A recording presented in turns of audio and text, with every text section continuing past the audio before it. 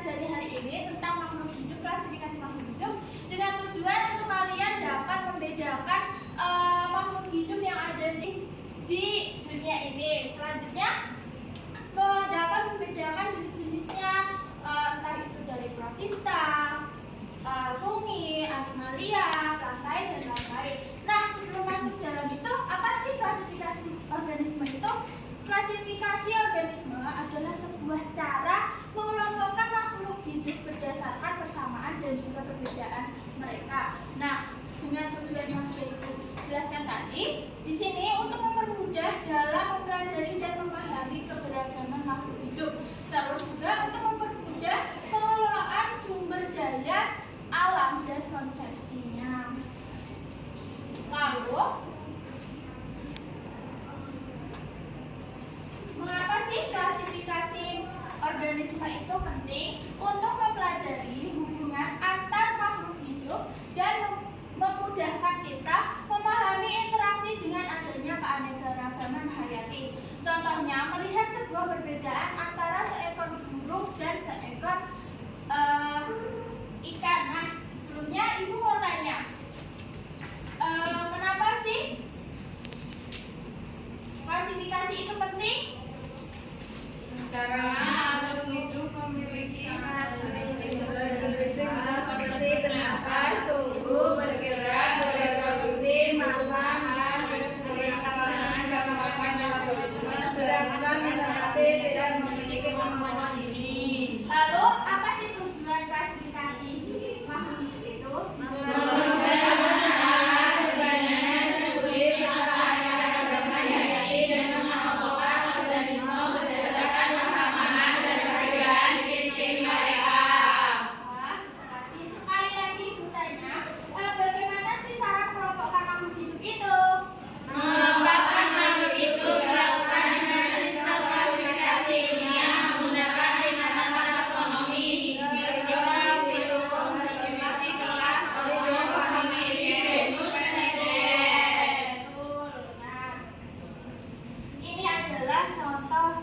Klasifikasi di sini ada Monera, ada Animalia. Di sini yang tidak ada cuma fungi saja. Di sini ada banyak sekali. Lalu selanjutnya, seperti yang sudah kalian jelaskan tadi, kenapa klasifikasi itu penting, yaitu untuk menggunakan tingkatan dengan kingdom, filum, kelas, ordo, famili, genus, dan spesies. Lalu setiap tingkatan memiliki ciri-ciri khusus yang membedakan makhluk hidup dari satu dengan lainnya. Lalu kita mengenal klasifikasi makhluk hidup. Ya, di sini Ibu akan menjelaskan 5 klasifikasi makhluk hidup dengan sesuai dengan jenis kingdomnya.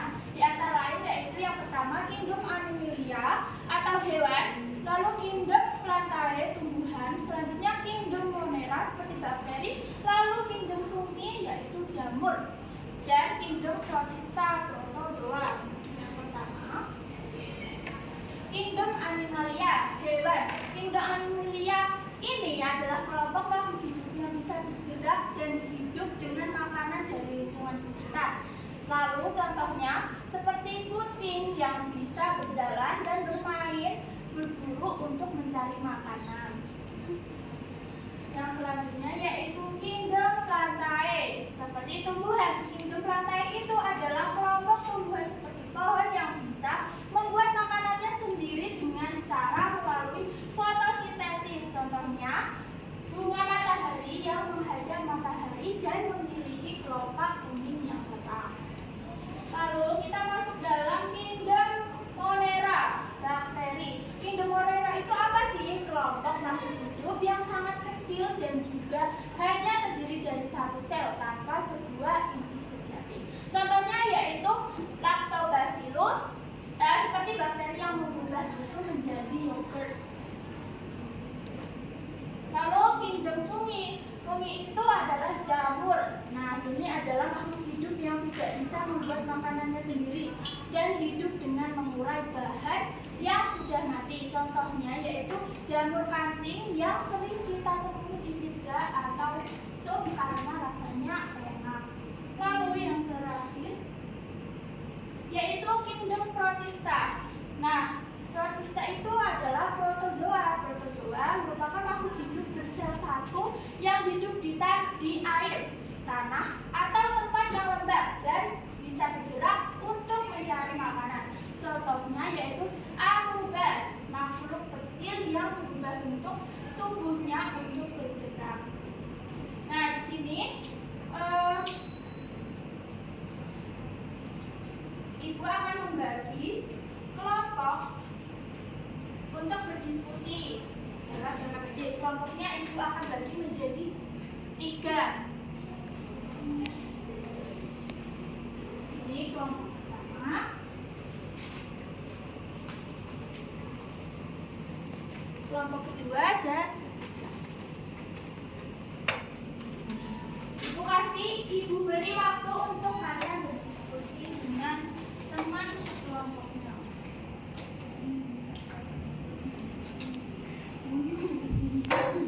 Jumlah selnya berapa? Jadi jumlahnya uniseluler apa multiseluler? Baik, sudah diskusinya anak-anak? Sudah. Sudah, mari perwakilan kelompok boleh maju. Di situ kan? Di situ kan ada tabel, ada di sini setiap kelompok itu akan menjawab dengan berbeda. Yang pertama dulu, yang tadi tabel pertama. Saya. Tabel yang pertama itu ada kingdom, ciri-ciri struktur sel, ciri jumlah sel, ciri-ciri memperoleh makanan, contoh khasnya. Di sini ada lembar yang kosong, kami sudah menjawabnya. Fungi itu ciri strukturnya eukariotik, kalau plantae itu eukariotik juga, animalia juga eukariotik. Nah, fungi ciri jumlah selnya itu uniseluler, contohnya lagi atau multiseluler. Nah, cara memperoleh makanan protista itu dengan cara autotrof alga atau heterotrof dengan protozoa.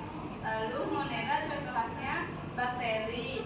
Lalu kalau protista contoh khasnya amoeba dan juga ganggang. Lalu plantae contoh khasnya itu ada lumut, paku, tanaman berbunga. Baik, bagus sekali untuk kelompok pertama. Kita beri tepuk tangan untuk kelompok yang pertama. Ada pada kelompok kedua. Kelompok kedua adalah melengkapi pengelompokan 5 kingdom. Gambar pertama itu ada kura-kura. Kingdomnya itu animalia.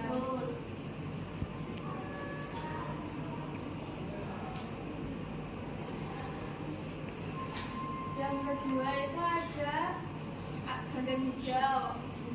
Kingdomnya itu protista, kemudian jamur tiram, kingdomnya fungi, kemudian bakteri fokus itu kingdom monera. Ya, baik, selanjutnya. Saya akan mempresentasikan hasil pembuatan poster. Yang pertama yaitu animalia. Animalia yaitu hewan multiseluler yang dapat bergerak bebas, serta terhadap rangsangan dan mencari makanannya sendiri. Yang kedua yaitu tumbuhan multiseluler yang memiliki klorofil untuk melakukan fotosintesis. Yang ketiga yaitu fungi, makhluk hidup yang tidak memiliki klorofil sehingga tidak bisa membuat makanan sendiri. Yang keempat yaitu protista, makhluk hidup yang berasal bersel satu atau banyak dan memiliki sifat gabungan antara hewan, tumbuhan, dan jamur. Yang terakhir yaitu monera, kelompok makhluk hidup yang sangat sederhana karena hanya terdiri dari satu sel dan tidak memiliki inti sejati. Baik, bagus sekali hasil diskusinya dari kelompok 1, 2, dan 3. Beri tepuk tangan. Silakan, baik. Terima kasih untuk anak-anak yang sudah mempresentasikan hasil diskusinya. Nah, di sini Ibu akan menjelaskan kembali mengapa klasifikasi organisme itu penting. Itu untuk mempelajari antara hubungan antar